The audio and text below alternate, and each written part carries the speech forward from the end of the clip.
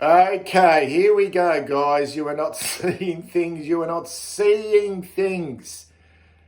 Yes, I've got the cap on backwards. I've got the My Blue Heaven cape on. I am going batshit crazy here late on a Monday afternoon. I'm here to do the preview show. Before I get started, can I just send out a huge thank you to all the subscribers who wished me all the best over the last 48 hours. Much appreciated. Your messages really perked me up.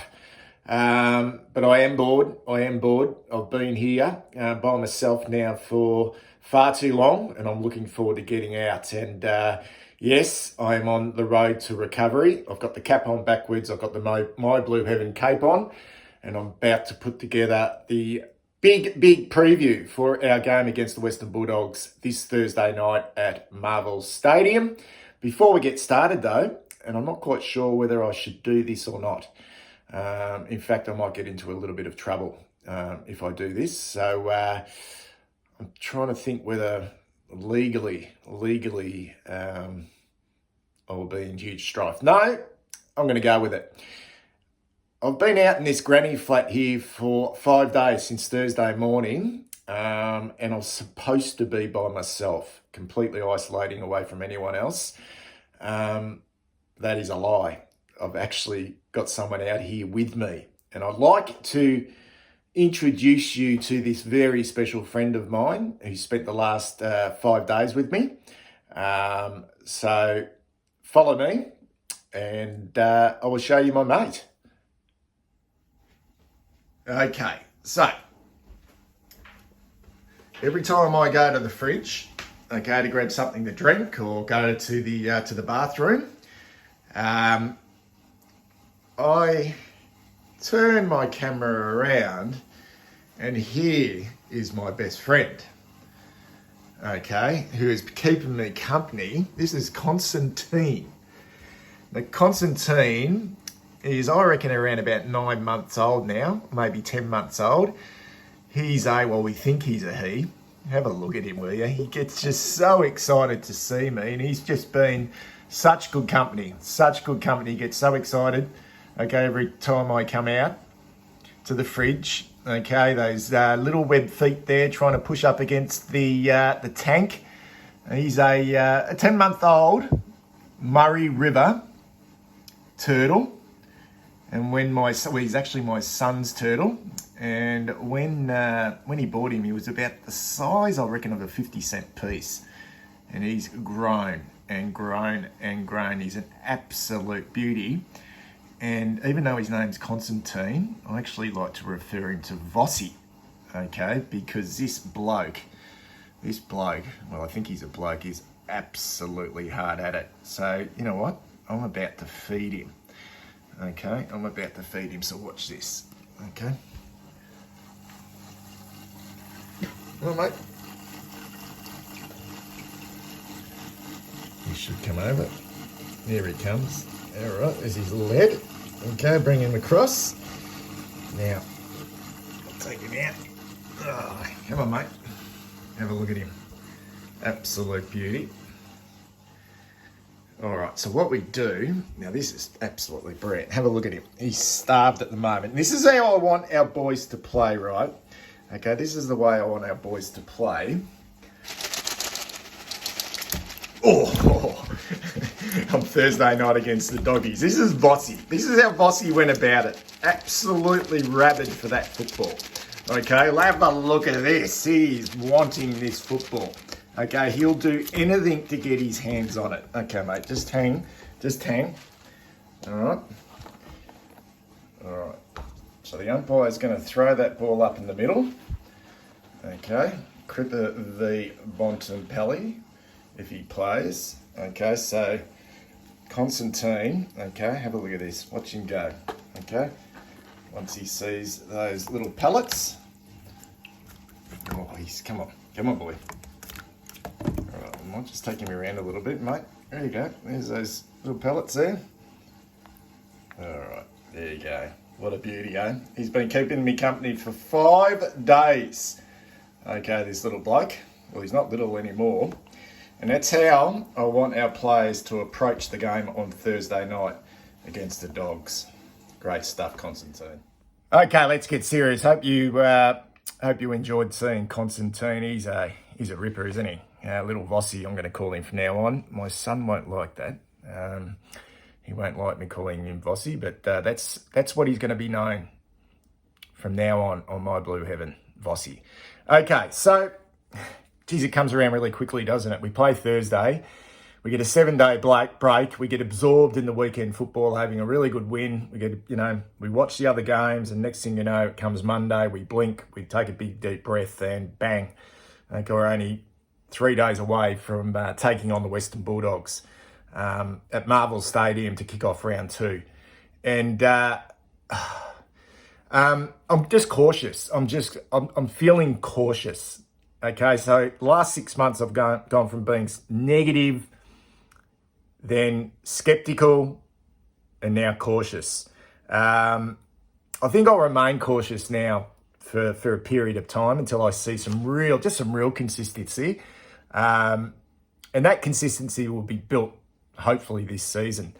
And we'd like to think it's going to start on Thursday night against the Western Bulldogs, who I really rate. And I know they've been down on form.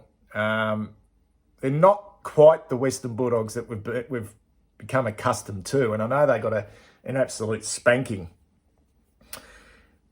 in that grand final, particularly halfway through that third quarter. And they lost both of their pre-season games, one against Essendon and one against Brisbane, that one at Marvel, a venue they love playing on. And then Melbourne touched them up again on Thursday night. And I didn't think the D's were overly impressed. They were good, don't get me wrong. I just didn't think the Bulldogs played that well. They did some things well, but they just fell down in so many areas. And it's going to click for them at some stage. I just don't want it to click against us. We have to worry about ourselves. One thing I am certain on is we're not going to get ahead of ourselves. I think we've learnt so much, and I think we're pretty well coached. And I think Cripper's become, he's been around long enough in the captaincy role with the experience there as well, that we've been there, done that in regards to getting ahead of ourselves. That's what I would like to think. I'm just concerned if the Bulldogs really get going, because their good is really good. And the things they do really well, like that manic sort of handball, is really hard to stop, So it becomes like the contest becomes so important, really important. And the Dogs, best thing they did against the D's is they smacked them out of the middle, 16 away. So they did that well. And that's with Max Gawn, and that's with a really good Melbourne midfield. So they did that well. And we know that the Bulldogs midfield runs really deep. I'll get to that in a minute. But throw in all the stuff as well with Luke Beveridge. The post-press conference stuff, the apology. I just really like him. I really like him. I've liked him since he started as a coach. I just feel that the players will want to lift. They will want to lift. Not so much do it for Bevo, but I just think he'll have them up. I really do. There's a fair bit of experience in that side as well, particularly in the leadership stakes. So I am quite worried about the Western Bulldogs this Thursday night. Although I think we generally match up pretty well on them. And they do have some deficiencies, which I think we can exploit.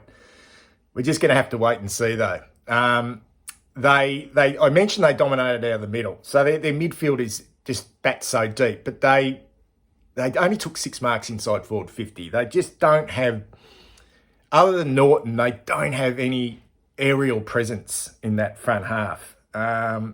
Obviously lost Josh Bruce, and Josh Shackie's been thrown around at different spots. He just doesn't appear to have that about him, and they rely on the sort of fleet of foot, some smaller forwards, some medium forwards to kick them a winning score. And they really, 6 marks inside 50 and down back. They've got some great runners, got some great medium and small defenders who can run and carry the ball, but they conceded 17 grapes from the Ds inside their defensive 50. So they've got some concerns with their key position players. It'd be interesting to see if they bring in young Jamira Ugle-Hagan. He did start as the medical sub. I mentioned that midfield. They did it. When you think about that midfield and you think about McRae just signed a 5-year contract, 39 touches. I mean, he just racks them up. Is either one we go to? Is either one we need to stop? I don't think we'll tag. I think we'll just back our midfield to get the job done. Libba started the year off pretty slowly. He wasn't great in the practice games. I didn't think he did much against the Ds. Will they send him the Crips at the stoppages? Just to try and get himself into the game. We know he's aggressive. I thought he was pretty ordinary against the Ds. And the rest of them were pretty solid. Dunkley, 29. Treloar, 26 and 2 goals. He doesn't have that breakaway speed anymore that he had it when he first started at Giants and also when he first started at Collingwood. Seems to have lost that since he had those hamstring issues, but he still kicks goals. So he needs to be watched when he pushes forward. And question marks on the Bont. He's carrying an injury at the moment, and will he play? I really, really like the game of Bailey Smith. Whether he's coming into the centre square or whether he's playing on a wing, he's just a running machine. He is aggressive. He's dangerous. He really is dangerous. He's got something about him. He's got this big game presence about him. He concerns me. He needs to be watched. And the other strength for the Bulldogs, we talk about the depth of their midfield, but that midfield depth runs and seeps into obviously onto their wings, but into their back half. And they've got some terrific running players, skillful players down back. All Australian Bailey Dale, who can push forward and kick goals. Caleb Daniel, probably the best distributor from defence in the competition. Bailey Williams, good over his head, nice mover, uses the ball well. Crozier, he's been a really good pickup for the Doggies since he came across from Fremantle. Thought he actually played quite well. And Ed Richards is just slowly starting to establish himself as well.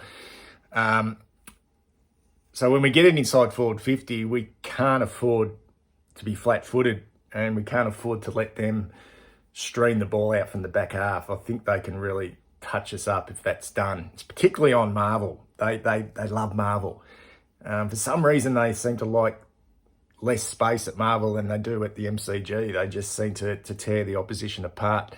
The likes of Bailey Dale and your Croziers. So, and they're all pretty good in the air as well. They're strong in the air. So that worries me. That really does worry me. So they'll need to be watched. What doesn't worry me is Norton worries me, but it's a bit of a one-man show without Josh Bruce. He can do everything. So who goes to him? Is it Wiedering goes to him, or is that the job for Oscar McDonald to allow Wiedering to play that more of an intercept? It'd be a brave move to play Oscar on him. So who does Oscar play on? Does he play on Josh Shackey if he plays forward? Does he play on Jamira Ugle-Hagan if he plays? And we need to be careful of Tim English as well, because I thought he actually played quite well against the Ds in the ruck against Max Gawn, and he can drift forward and become a headache. Do they bring in an extra ruckman? We're just going to have to wait and see. It's a really, really interesting one. And they rely on some smalls as well. I mean, they didn't kick a lot of goals, but, Vandermeer, down there, you've got Cody Waitman, who can turn it on. He can turn it on. And he's likely to turn it on against us. He's the type of player who would like to play against us. And Mitch Hannon's one of those types of players that can get under our guard as well. And Newman, Williams, Sard, those types of players will need to be really accountable for their players, for those smalls. I think we can expose their keys down back. They're serviceable, and we've gotten hold of them before. But what we do know is Harry didn't have a great preseason. and Charlie is down as well. Okay, and I know it's only round one, but they both had relatively quiet games, particularly Charlie. So they can be exposed, but at the same time, they would need to lift their output to really put some pressure on the likes of Gardner, Cordy, who I think Harry's ripped apart before, and Keith is a pretty honest and reliable footballer, but he's had some injury concerns over the pre-season, and he wasn't at his best against the D's. So there is an opportunity for us, but I think we can go to work at ground level. Obviously, Owies and Durden in particular, and it's going to be really intriguing to see who replaces Jack Martin. Will we go with someone a little bit more defensively minded who can hit the scoreboard? Will that be a Sam Philp, who was trialled in that role throughout the pre-season? And I think he may have even kicked 3 goals against Richmond in the VFL in the practice game at Punt Road on Thursday afternoon. Or will it be a young Jesse Motlop to make his debut, who can tackle? But it's a big ask. It's a big ask to come in and play your first game of the year, round 2, against the Western Bulldogs. I think they might go a little bit safe and play a Sam Philp, but they could even go even more conservative and play even an Ed Curnow in a defensive forward role. I wouldn't be surprised if that happened. As far as Sam Walsh goes, I would say another week. Okay, but I would say another week, but anything's possible with Sam Walsh. And if he's cherry right to go, and they think he's cherry right to go, then he plays. It's simple as that. Okay, you don't hold him back for a week if he's cherry ripe. Okay, and if he's ready to go, he comes straight into the team and he replaces, I'd say he replaces Lockie O'Brien. That would be my call on a wing. I think he'd be absolutely fantastic. Even going head to head with a Bailey Smith, I reckon that would be an absolutely brilliant matchup. We need to approach this game, okay, with as much energy and enthusiasm as we did the Richmond game. We need to make sure that we don't come out flat. Let the Dogs get a sniff early. We know that they can chop sides up. We know that. We've seen it in the past. And we need to make sure that the guys that were a little bit down, okay, against the Tigers, okay, realise that they need to, okay, this needs to be a holistic team performance, okay, that we need to get a more even contribution across the whole team. I am cautious, confident, and worried. But I can't wait. Not quite sure if I'm going to be able to go yet. But once again, guys, it's a pleasure having your company, and cheers to all the well wishes as well. I think I may have even mentioned that before. Catch you soon.